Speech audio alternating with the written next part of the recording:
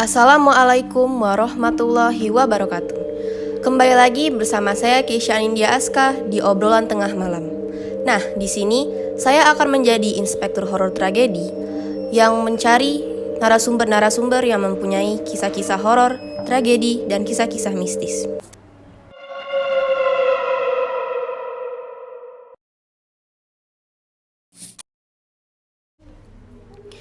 Nah, sekarang saya kedatangan bintang tamu nih yang punya pengalaman horor kasus seorang siswa yang meninggal di sekolah karena korban bully. Dan katanya sampai sekarang sekolah tersebut masih dihantui.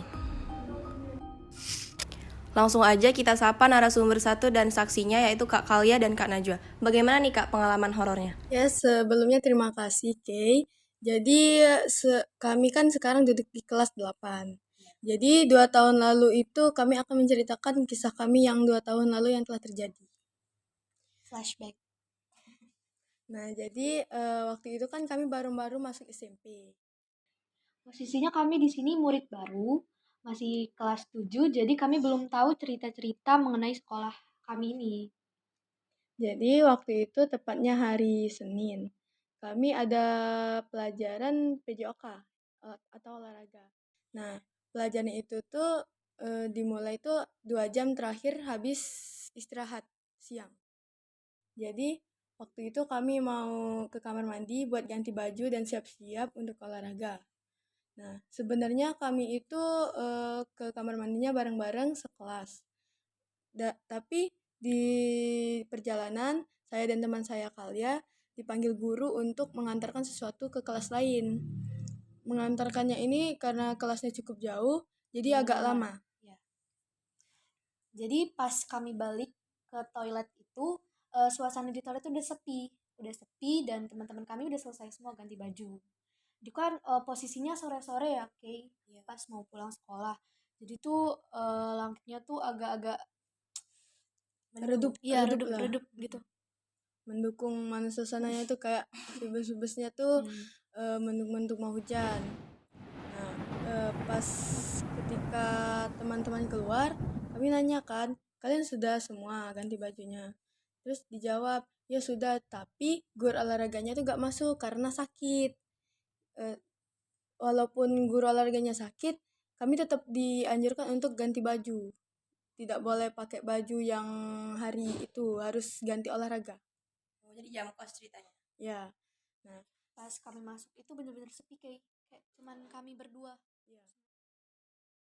dan waktu kami ganti baju itu kan ada posisinya toilet itu kan ada 3 lorong. Dalam satu lorong itu tuh isinya tuh 3 bilik kamar mandi. Jadi kami masuk ke bilik yang sama. Jadi kami satu bilik tuh. Karena biliknya tuh juga cukup besar. Ya. Nah, posisinya kami ada di bilik tengah-tengah, bilik nomor 2. Jadi yang sebelah kanan sama sebelah kiri kami itu kosong. Cuman kami Awalnya yang isinya. kosong kami kira. Sudah kami ganti baju, pas kami mau keluar, saya kan yang mau buka pintu kan. Ketika saya mau buka pintu, tiba-tiba mati lampu.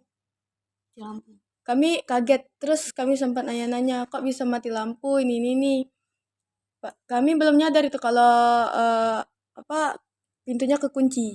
Di situ kami belum mikir yang macem-macem sih, Kay. Iya, karena tuh di sekolah itu emang suka mati lampu. Karena listriknya nggak naik. Pas saya mau coba lagi, mau keluar, saya buka pintunya, ternyata dikunci dari luar. Nah, dari bilik sebelah, kalau nggak salah sebelah kanan. Ya? Iya, bilik sebelah kanan itu kami dengar ada orang yang masuk dan beraktivitas di bilik itu, kayak nyalain keran air, dindingnya tuh juga kayak kesenggol-senggol gitu loh. Padahal di situ posisinya nggak ada orang sama sekali kan? Iya. Waktu kami masuk itu nggak ada orang. Jadi kami gedor-gedor kan, gak ada yang jawab satupun. Kami panggil-panggil, kami memberanikan diri lah ya. Kan kami waktu itu baru masuk, jadi kami tuh masih tingkatnya tuh adik kelas. Karena kami takut kan yang di sebelah itu kakak kelas, jadi kami gedor-gedor, kak boleh minta tolong nggak? Jadi kan posisi bilik itu tuh kan tertutup sampai atap kan, atap.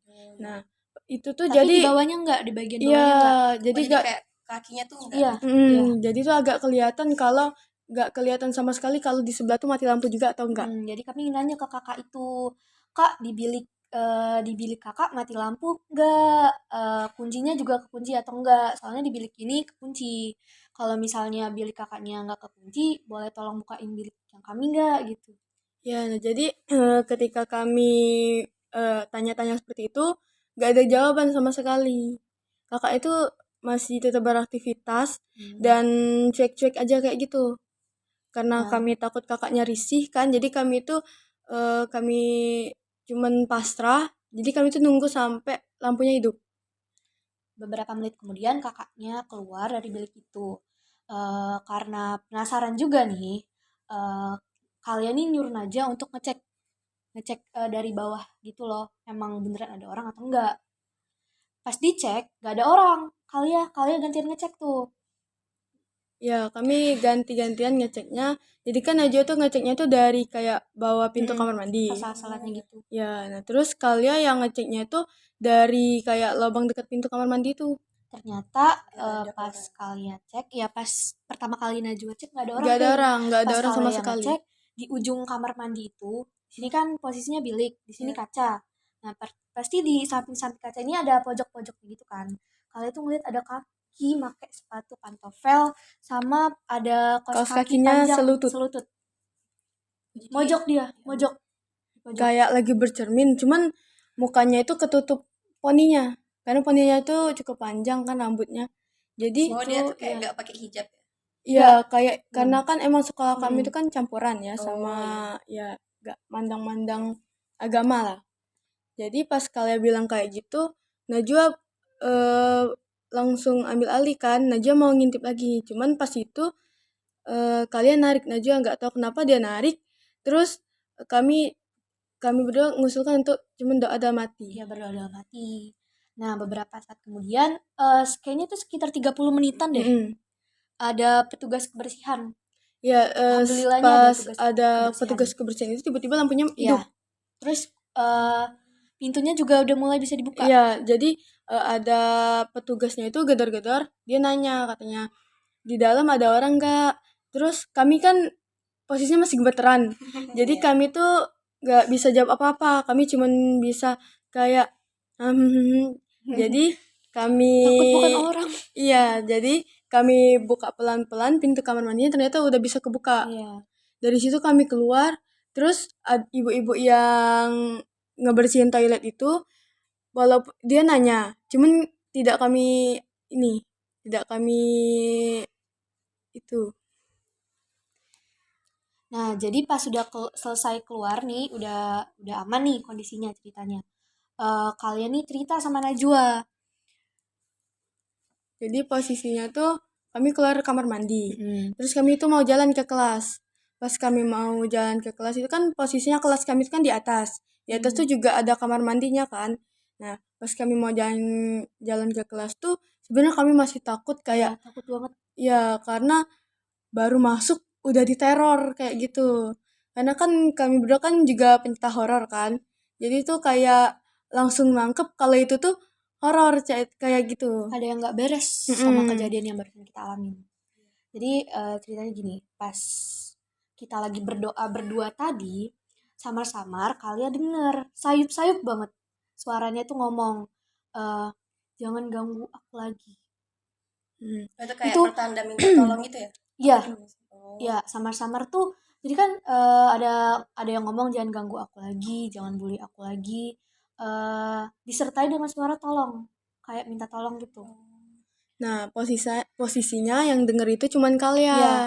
Nah, jadi kan kami ini kan bilik ya, ini bilik.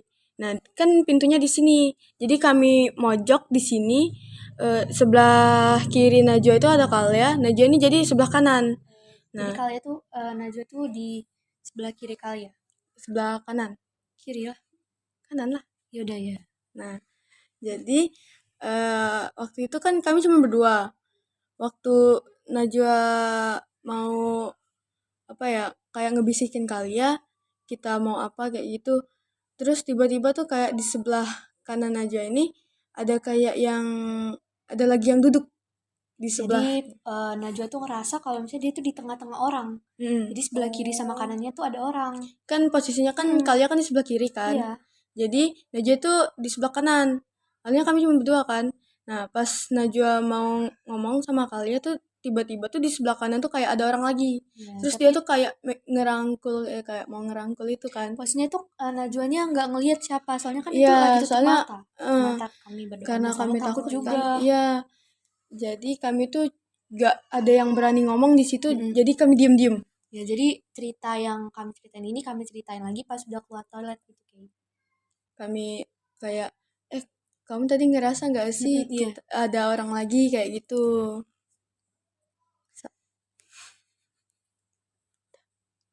Jadi keesokan harinya Kalia sama Najwa ini ngungkit-ngungkit lagi lah soal masalah kejadian yang kemarin. Nah, Najwa ini ngusulin gimana kalau kita tanya petugas kebersihan atau security di sini aja biar Tentang lebih jelas gitu. iya kayak Tentang kejadian yang masa lalunya tuh ada Oh, apa iya, kayak ada gitu. apa gitu. Mungkin yang sosok ini mau minta tolong kalau raga dia ini ada di mana kayak gitu, mau minta tolong dikuburin baik-baik atau kayak gimana. Karena kan kenapa kami langsung nangkep kayak gitu karena kami kan sering nonton film-film horor kan. Jadi kami tuh juga kayak ini pasti ada ini Iya. nih. Nah, cuman pas kami tanya petugas itu tuh nggak bilang apa-apa. Kayak nyembunyiin sesuatu.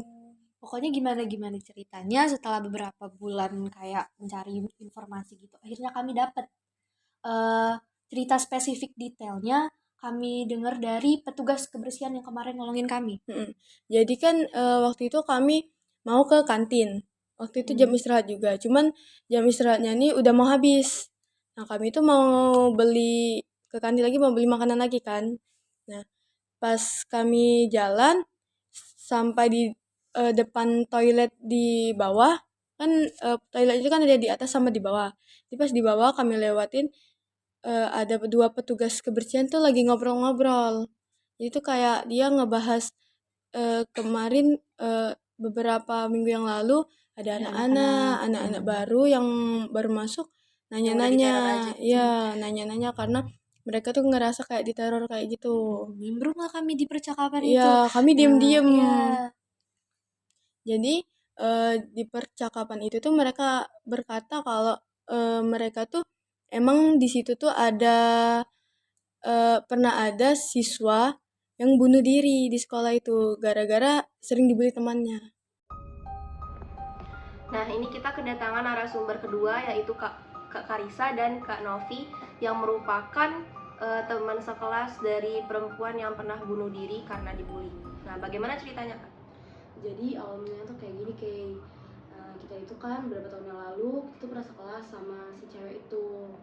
Si cewek itu tuh kayak dia tuh emang sering dibully kan di sekolah sama teman-teman dia juga gitu, karena penampilannya yang kita tahu kalau dia tuh culun gitu kan. Nah dia itu awalnya pernah minta tolong sama kita, kayak tolong selamatin dia biar dia nggak dibully lagi. Tapi karena kami di situ masih bingung dan nggak tahu mau ngapain, jadi kan biarin aja dia di situ kan. Terus beberapa hari kemudian dari kejadian itu kami tuh dapat kabar kalau dia gantung diri di WC sekolah. Terus gak lama kemudian kan, awal ketika cerita itu tuh udah mulai reda dan gak ada yang bahas itu lagi, kami tuh ada pelajaran IPA jam terakhir di sekolah kan. Terus ada praktikum di IPA tuh. Nah waktu itu kami tuh selesai lab IPA, kami ditugasin buat piket. Nah waktu itu kebetulan yang ditugasin tuh aku sama Novi. Nah terus kalian piket-piket, setelah bersih-bersih kami tuh mulai buat keluar kan karena udah selesai. Terus waktu kami geder-geder, pintunya malah nggak bisa dibuka, kayak kekunci gitu kan dari luar. Terus kami udah mulai panik, udah mulai bingung mau gimana. Terus waktu kami geder-geder ada barang jatuh kan dari belakang, nggak taunya itu patung kerangka manusia. Iya, patung organ manusia gitu. Iya, ya. jatuh karena dilat kan banyak kerangka-kerangka kayak gitu. Terus jatuh kan, udah kami benerin. Terus gak lama dari situ ada angin kenceng banget lewat kayak pokoknya kenceng banget angin itu ngebuka jendela. Iya, jendelanya tuh terbuka langsung terhentak kayak itu Iya, terhentak kayak gitu kan. Terus gak lama kemudian kami tutup lagi. Terus kami tuh mulai dengar ada suara yang kayak nangis, suara perempuan yang familiar banget kami dengar. Itu nangisnya di area mana gitu? Itu nangisnya di dalam lab itu. Iya, Oh, di dalam lab itu tuh ada pintu kecil tempat naruh barang-barang, kayak barang-barang penting di lab gitu loh. Yang berbahaya, enggak boleh Iya. Nah, terus kami tuh mulai dengar ada seorang perempuan nangisnya kenceng banget, kayak benar-benar menghayati banget. Terus karena kami tuh udah mulai kepikiran sama kasus teman kami yang pernah meninggal dulu, kami tuh mulai gemeteran dan mulai mencoba buka pintu ruangan itu. Nah itu tuh waktu lagi sore itu tuh udah jam mau udah jam maghrib. terakhir. Nah, terus gak lama kemudian ada pintu lab itu kebuka. Terus ada security bilang kayak, kalian ngapain di sini kan? Terus kami bilang kalau kami mau piket. Nah, terus tiba-tiba angin yang tadi lewat kayak berhenti seketika. Terus bapak bilang, kalian cepet-cepet keluar karena di sini tuh udah banyak banget hal-hal aneh. Kalian cepet-cepet pulang, ini udah mau maghrib. Terus waktu kami lihat jam kan, ternyata beneran udah mau maghrib. Udah orang-orang di masjid tuh udah pada ngaji kan. Dan kami buru-buru pulang. Dah setelah hari itu gak ada kejadian-kejadian aneh lagi sampai kami lulus, ya kan? Hanya itu saja yang bisa saya ceritakan. Sebenarnya masih ada banyak lagi hal-hal yang nggak bisa kami ceritakan. Cuma itu saja yang bisa kami ceritakan. Oh iya, berarti sebenarnya kasus ini tuh masih belum bisa terselesaikan gitu ya? Masih banyak misteri. Iya, oke. Sebenarnya kasus ini tuh belum bisa terpecahkan, tapi banyak orang-orang yang udah ngelupain. Jadi nggak pernah. Jadi kasus itu benar-benar udah dikubur banget gitu. Terus kita juga kalau misal ngomong itu udah boleh lagi itu mengganggu arwahnya. Itu korbannya. Jadi udah ditutup kasusnya. Terima kasih untuk narasumber yang sudah hadir pada malam hari ini dan sudah menceritakan kejadian horornya. Saya Keisha Anindya Aska pamit undur diri dan sampai jumpa di episode obrolan tengah malam selanjutnya.